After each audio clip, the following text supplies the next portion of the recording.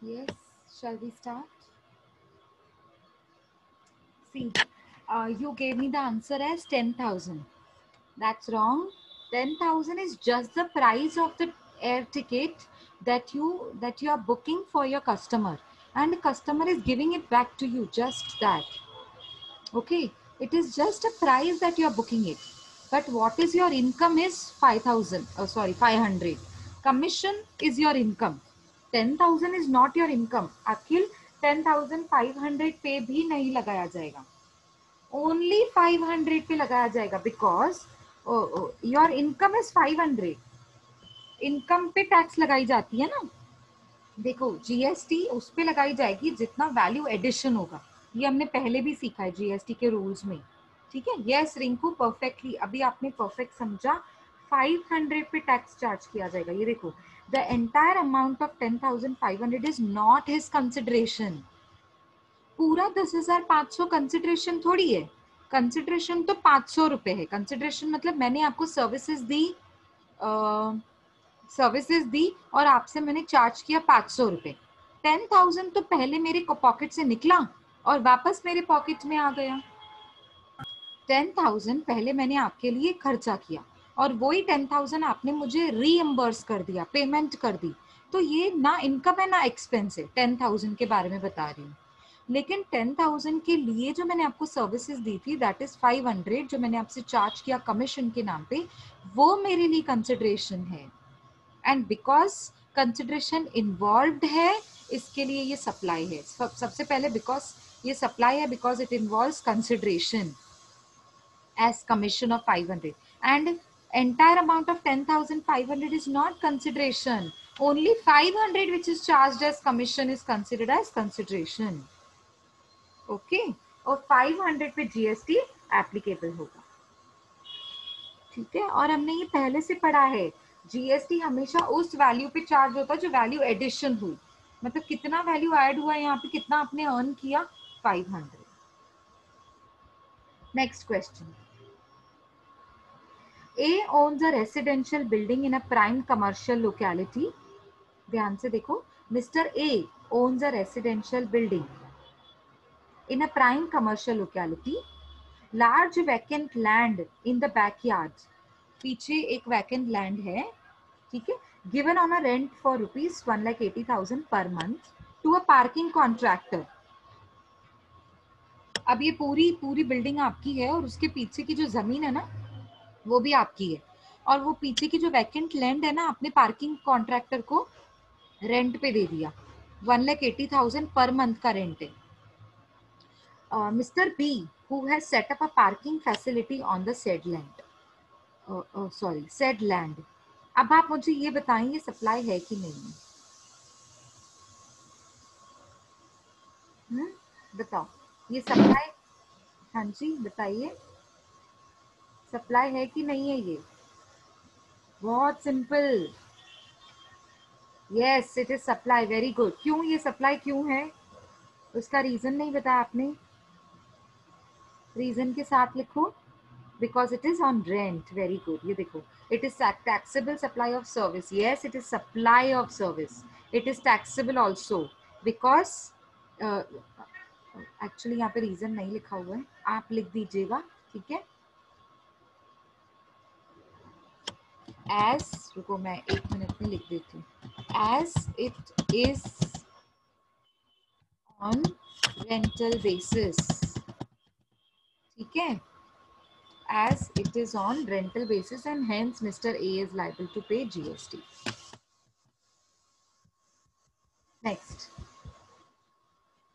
Next है आपका A Sports Club agrees to hire services of cricket player Mr. C. ध्यान से सुनो. एक स्पोर्ट्स क्लब है जिन्होंने मिस्टर सी एक क्रिकेट प्लेयर है, उनकी सर्विसेज को हायर किया for a consideration of ₹2 crores. ठीक है. 2 crores की सर्विसेज के लिए उनको हायर किया. 2 crores उनको कंसिडरेशन में दिया. इन एडिशन टू दिस, इसके अलावा भी द एग्रीमेंट प्रोवाइड्स दैट, इसके बाद भी ना उन्होंने एक एग्रीमेंट बनाया कि player shall be provided with car valued for ₹20 lakhs. मतलब प्लेयर ने कहा कि 2 करोड़ तो ठीक है, पर उसके अलावा भी मुझे एक और चीज चाहिए। तो उन्होंने बोला क्या? तो प्लेयर ने कहा कार चाहिए, और वो कार की वैल्यू क्या निकली? 20 lakhs। तो आप मुझे बताइए, state whether it is supply and what is the value of the consideration. State whether it is supply, और इसका कौन सी वैल्यू है जो कंसिडरेशन के लिए मानी जाएगी, बताइए।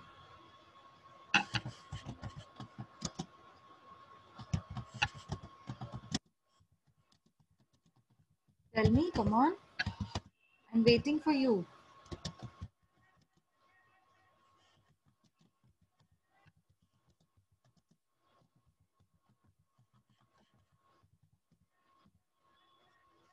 Yes, yes, because it involves consideration. Okay, yes, ये सप्लाई है बिकॉज इसमें कंसिडरेशन इन्वॉल्व है। Very good. चलो, क्या अमाउंट है जो कंसिडरेशन के लिए ट्रीट किया जाएगा? कंसिडरेशन का अमाउंट क्या है वो बताएंगे। What is the amount of consideration? 20 lakhs। Okay, Sejal 20 lakhs बता रहे हैं। ओके, और कोई, और कोई आंसर? ध्यान से पढ़ो क्वेश्चन सेजल बेटा। देखो, 2 crore 20 lakhs। Very good Rinku, very good. Sejal आपका अधूरा आंसर है। देखो, स्पोर्ट्स क्लब ने मिस्टर सी की सर्विसेज हायर की। मिस्टर सी एक क्रिकेट प्लेयर है, तो उनको 2 crore रुपीज भी तो दे रहे हैं। 2 crore भी तो कंसिडरेशन में दिया जा रहा है उनकी सर्विसेज के लिए। ये तो एडिशन, जो कार वो ले रहा है ना आपसे, वो तो एडिशन में ले रहा है। एडिशन मतलब एक और चीज। 2 crore उसको काफी नहीं लग रहे हैं। अब वो 20 lakhs की एक और कार भी चाहता है कि मैं आपके क्लब तक आना जाना कैसे करूंगा, मुझे कार चाहिए। तो आपसे उन्होंने कार ले ली। तो अब आप मुझे बताएं, आपने पे कितना करा? एक तो 2 crore का अमाउंट पे किया उनको सर्विसेज के लिए उनकी, और दूसरा कार गिफ्ट कर दिया आप। गिफ्ट नहीं बोल सकते यहाँ पे, आपने उनको कार दे दी 20 lakhs की। ठीक है, तो मतलब आपने उनको कंसिडरेशन में कितना पे किया? 2 crore 20 lakhs। 2 crore 20 lakhs, that is 2.2 crores. The entire value of 2.2 crores will be considered as consideration, and the entire amount 2.2 crores will be subject to GST. ठीक है, अभी क्लियर हुआ सेजल? पूरा अमाउंट कंसिडरेशन में पे कर रहे हो ना आप, तो पूरा देखना है आपको। Okay, next. Messrs Dev limited agreed to sell its business to messrs RN limited. अब एक कंपनी है देव, देव लिमिटेड, वो बेच रहे हैं अपना सेल इट्स बिजनेस। क्या बोल रही है? Agreed to sell its business, पूरा का पूरा बिजनेस किसको बेचा? मेशर्स आरएन लिमिटेड को, for a consideration of 50 lakhs rupees. अब आप पूरा बिजनेस बेच रहे हैं और आरएन लिमिटेड आपको कितना पे कर रहे हैं? 50 lakhs, मतलब कंसिडरेशन इन्वॉल्व है इसमें।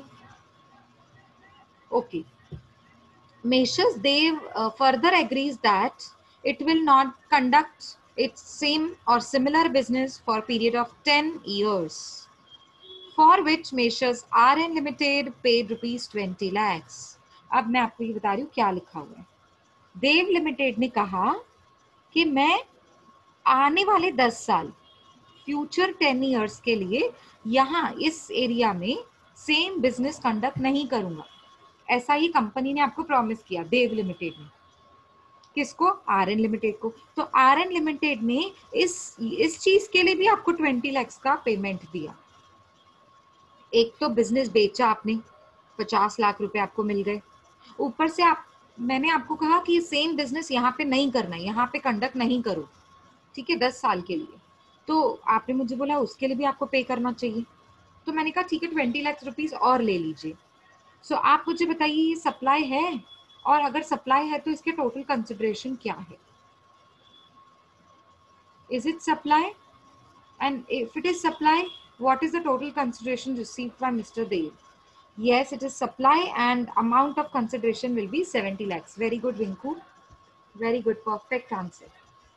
Miss Meshas Dev Limited has received the consideration of 70 lakhs rupees. And yes, it is a supply.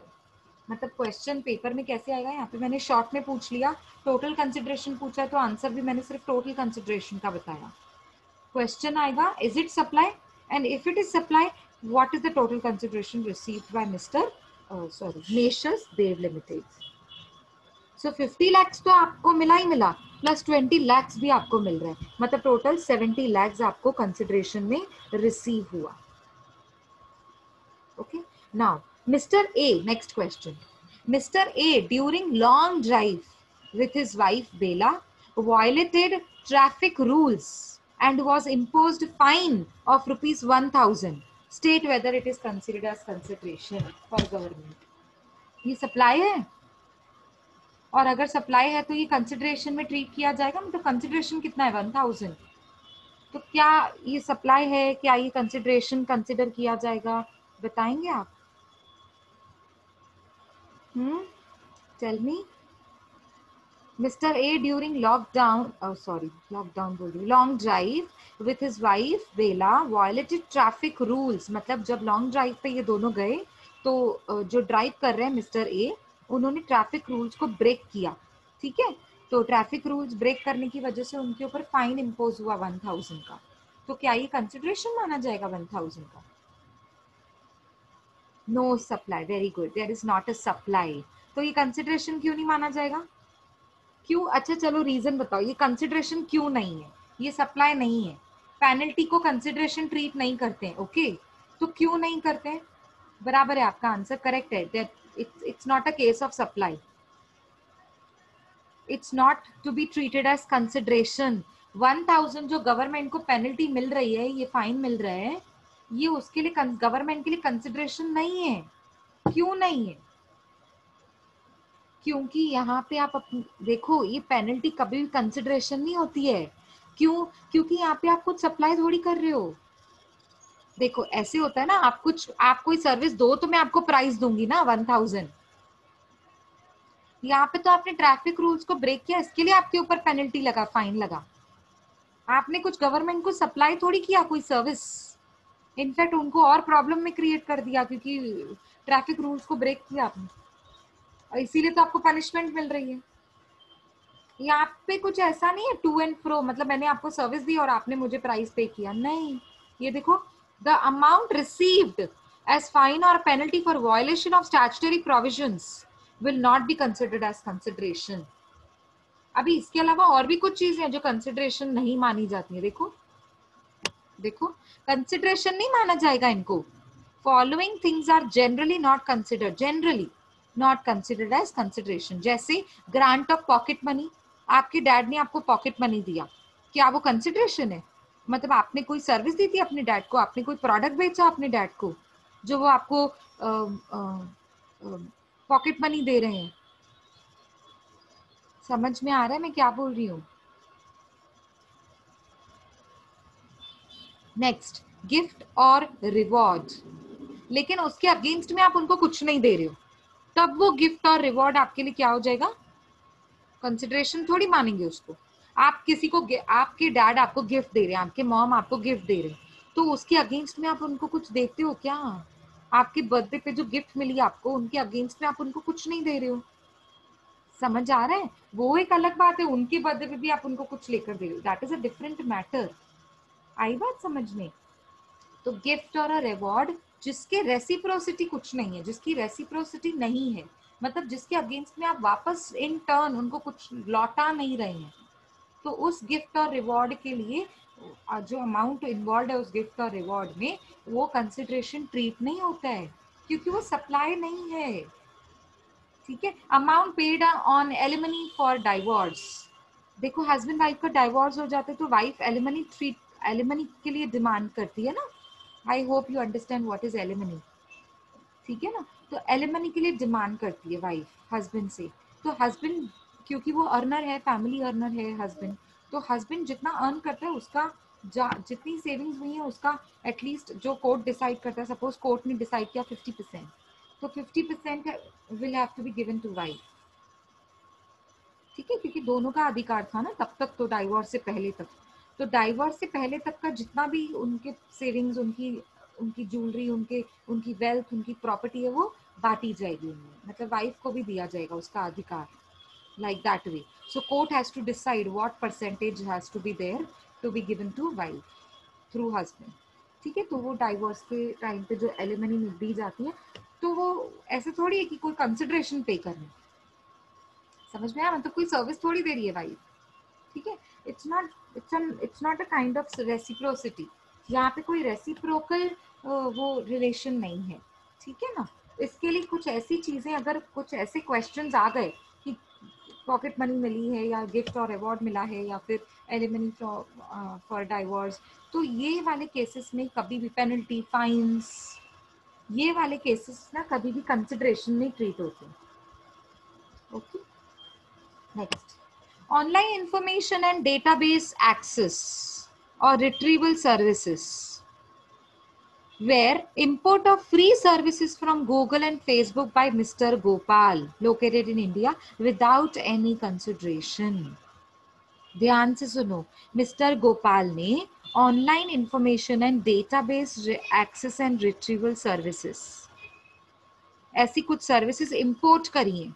Import मतलब बाहर किसी और देश से, किसी और कंट्री से ये सर्विसेज ली हैं, फ्री सर्विसेज, फ्री सर्विसेज ली हैं। फ्री वर्ड बता रहा है, विदाउट कंसिडरेशन, फ्री सर्विसेज ली हैं फ्रॉम गूगल एंड फेसबुक, ठीक है।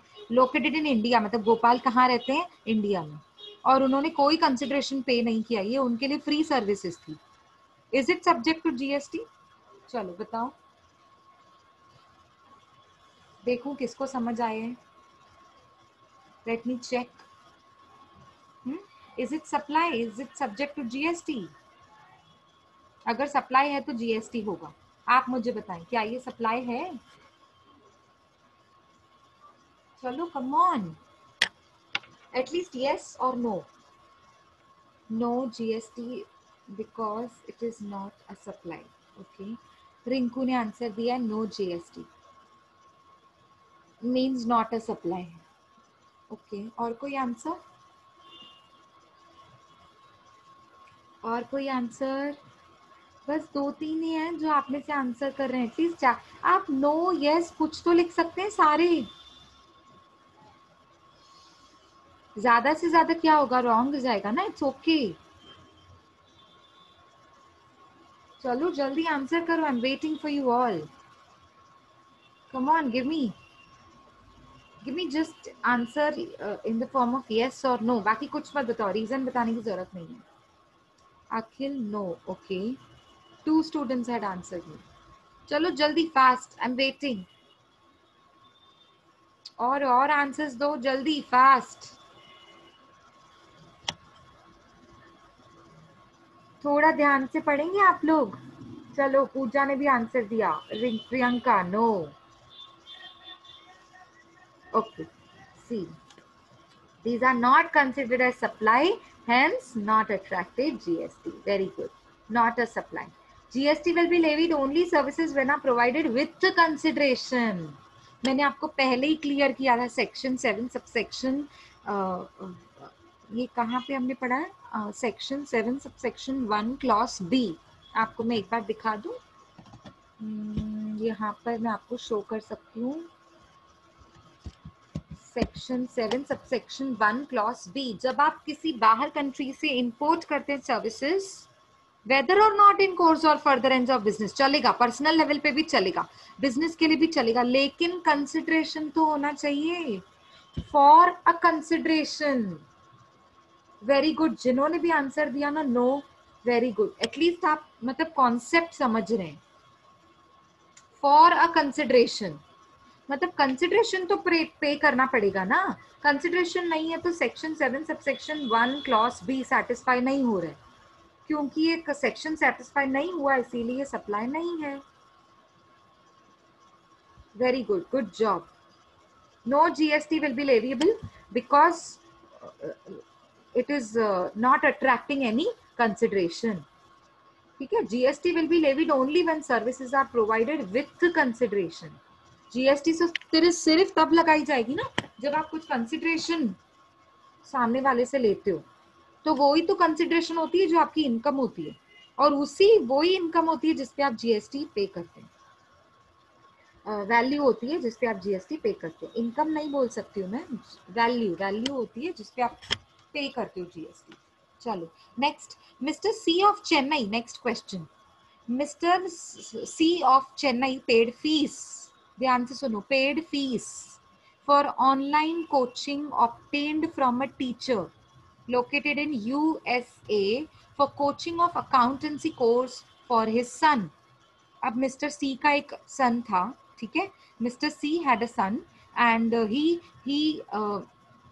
for him he appointed a teacher who is in USA, and that teacher is teaching him online course which is accountancy course, and you have to tell me, is it supply, and if it is so, who is liable to pay GST? Come on, quick answers, पहले मुझे बताएंगे yes और no, supply है कि नहीं है।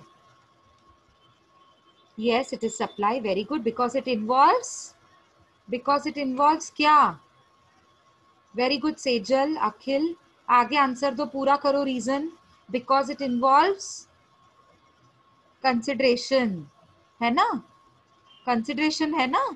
Yes mister C will pay consideration, it involves consideration. Yes, अच्छा, who is liable to pay GST, very good, आपका आधा आंसर बिल्कुल करेक्ट है, 2 मार्क्स तो आपके पॉकेट में। अब एक और 1 मार्क चाहिए, तो बताओ answer, who is liable to pay GST, mister C. अच्छा, मिस्टर सी कौन है, रेसिपिएंट है, सुनो बड़े ध्यान से, वेरी गुड, यश, अखिल, निधि, वेरी गुड, गुड जॉब। अब मिस्टर सी कौन है, रेसिपिएंट ऑफ द सर्विसेज, वो सर्विसेज ले रहा है, एक्चुअली तो जो सर्विस देता है वो जीएसटी भरता है ना, पर यहाँ पे आप मिस्टर सी क्यों बता रहे हैं, very good Sejal, reverse charge mechanism, very good, RCM के अंडर, क्यों, क्योंकि मैंने आपको पहले ही क्लियर किया था, जब हम लोग किसी और कंट्री से सर्विसेज को इंपोर्ट करते हैं, किसी और कंट्री से सर्विसेज इंपोर्ट करते हैं, तो इंपोर्ट के टाइम पे रेसिपिएंट को टैक्स भरना पड़ता है आरसीएम के अंडर, रिवर्स चार्ज मैकेनिज्म के अंदर, क्योंकि बाहर की जो यूएस में टीचर है उसको तो नहीं बोल सकते ना आप इंडिया का जीएसटी भरो, नहीं बोल सकते हैं, ठीक है, लेकिन मिस्टर सी को बोलेंगे, क्यों, क्योंकि सर्विसेज तो इंडिया में आई, सर्विसेज इंडिया में इंपोर्ट हुई एक टीचर की, तो इंपोर्ट किसने किया वो टैक्स भरेगा, मतलब recipient, mister C is a recipient, being a recipient of the services imported from USA, he will pay the tax under RCM, ऐसा आपको एक स्टेटमेंट लिखना है। So देखो, yes it is a supply, even if the receipt of the supply, even if receipt of these services is not for business or for further ends of business, मतलब personal level पे ये services ले रहा है, देख रहे हो आप, मैंने आपको वो कैटरीना कैफ का एग्जांपल दिया था, याद है, वो पर्सनल सर्विसेज ले रही थी, इंपोर्ट कर रही थी, weather or not in the course or furtherance of business. अब ये जो अपने अपने चाइल्ड के लिए, अपने सन के लिए सर्विसेज ले रहा है, वो तो पर्सनल बेसिस पे सर्विसेज हो गई ना, बिजनेस के लिए थोड़ी हो गया। मिस्टर सी जो अपने बच्चे के लिए टीचर को अपॉइंट कर रहे हैं, और वो टीचर यूएस में हैं और वो उनको ऑनलाइन ट्यूशन दे रहे हैं, तो ये सारी सर्विसेज बिजनेस थोड़ी है, ये बिजनेस के लिए नहीं ली जा रही है मिस्टर सी के, ये तो पर्सनल सर्विसेज हैं। तो मैंने आपको वो ही समझाया कि yes it is a supply, whether it is for personal basis तो भी ये सप्लाई ट्रीट होगा according to section 7 subsection 1 clause B, यहाँ पे भी लिखा हुआ है देखो, whether or not in the course or furtherance of business. Okay, mister C is liable to pay GST, sorry ये मिस्टेक हो गया, ये ऐसे आएगा, वैसे तो mister C is liable to pay GST under RCM, but it is exempted, ये but it is exempted. अब ये क्यों एग्जम्प्टेड है, ये वाली सर्विस है ना, इस पे ना आपको टैक्स, वैसे तो mister C is liable to pay GST under RCM, but it is exempted from GST, this type of service is exempted under GST since it is not an OIDAR service. अब ये ओइदार क्या होता है, ये मैं आपको रजिस्ट्रेशन वाला chapter करेंगे ना हम, उसमें मैं आपको एक्सप्लेन करूंगी। अभी के लिए आपको सिर्फ आपने जो आंसर्स दिए ना उतना ही बताना है। आई बात समझ में? लेकिन आपको पीछे एग्जाम में ये भी लिखना पड़ेगा, but it is exempted from GST since it is not an OIDAR. ठीक है, तो ये हम डिस्कस करेंगे, डोंट वरी। ओईदार क्या होता है ना, ये मैं आपको बताऊंगी जब हम रजिस्ट्रेशन वाला चैप्टर करेंगे। अभी है ना पूरा ओईदार पे तो मुझे अभी पूरा हाफ एन आवर लग जाएगा पूरा उसको एक्सप्लेन करने के लिए, इसीलिए मैं अभी बीच में ये कॉन्सेप्ट नहीं ले रही हूँ। बट डोंट वरी, ये नेक्स्ट चैप्टर या जब रजिस्ट्रेशन का चैप्टर शुरू करेंगे तब आपको डेफिनेटली ओईदार समझ में आ जाएगा कि ये है क्या। ठीक है, तो अभी आपको मुझे पता है डाउट है कि क्या है, but please don't raise your doubts. अभी के लिए आप इसको पेंडिंग रखें बिकॉज ये नेक्स्ट चैप्टर में एनीवेज कवर होगा।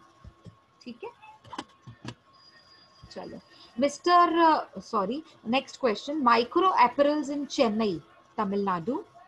तमिलनाडु में चेन्नई जो स्टेट है, avails fashion designing services of ₹50 lakhs from Prabhu designers in Singapore.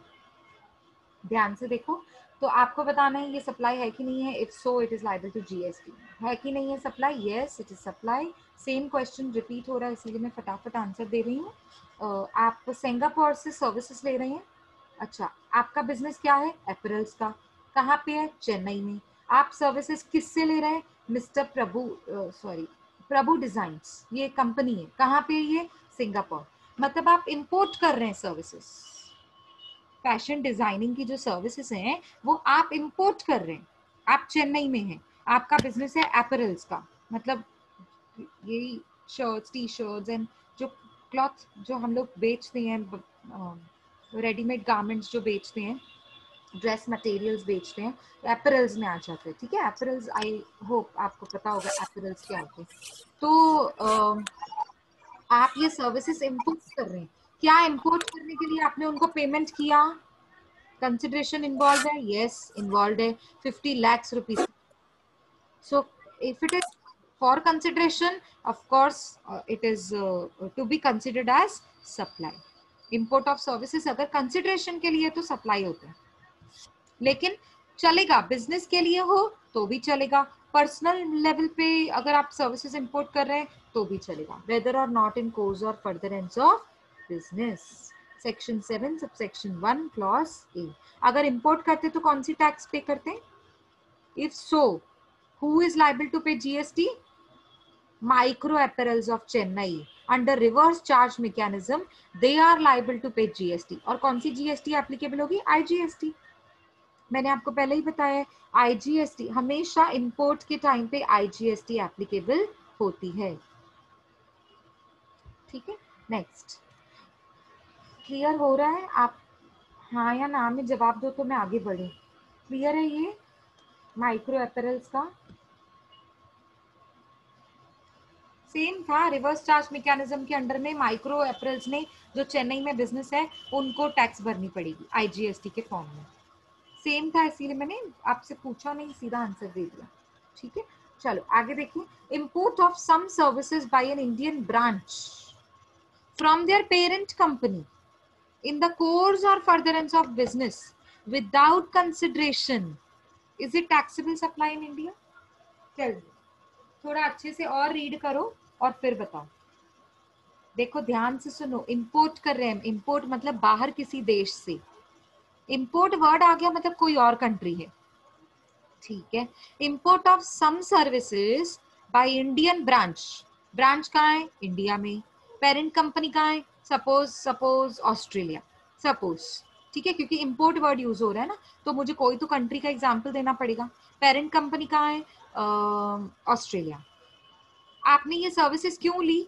In the course or further end of business, business के लिए ही लिए, पर्सनल लेवल पे नहीं लिए कोई भी सर्विस। विदाउट कंसिडरेशन, लेकिन आप कंसिडरेशन पे नहीं कर रहे हैं, but it is for the business, services for the business, और ये विदाउट कंसिडरेशन के लिए आप ये सर्विसेज ले रहे हैं, कुछ कंसिडरेशन नहीं पे किया जा रहा है। Is it taxable supply in India? Akhil says no. और कोई आंसर? चलो जल्दी फास्ट आंसर दीजिए। Rinku says no taxable supply because of own business branch.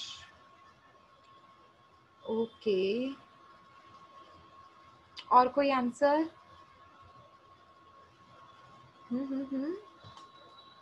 और कोई आंसर दे रहा है? मतलब आप ठीक से ना समझे ही नहीं है, आपके आंसर्स रॉन्ग है, मतलब आप ठीक से नहीं समझे हैं। आप मेरी बात ध्यान से सुनो, ये देखो, yes it is supply and IGST will be applicable.